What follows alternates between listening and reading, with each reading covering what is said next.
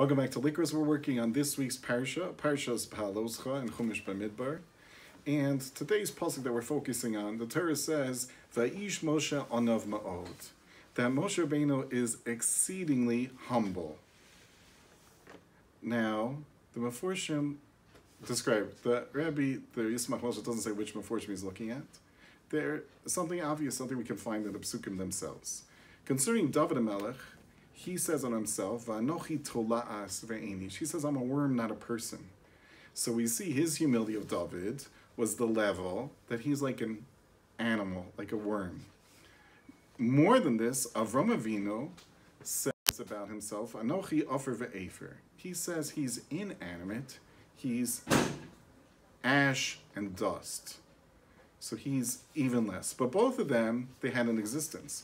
Whereas we find Moshe Rabbeinu says, not here, that concerning himself a greater level of humility, when he says, Nachnu ma, he describes himself as not existing at all.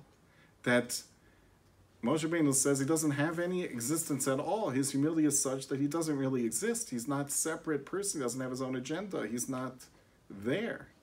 So he is the most humble. Now, this pasuk is telling us this idea that Moshe Rabbeinu is humble as an introduction to the uniqueness of Moshe Rabbeinu's prophecy.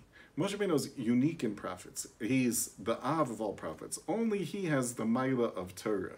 No other prophet can say Torah the way Moshe Rabbeinu can. It's limited to Moshe. It's Torah's Moshe, the Navi calls it. So, Hi'ish Moshe Anav Ma'od explains why is it that he's the one who's able to have the Torah. Why is he the person who's chosen by Hashem to be this super prophet?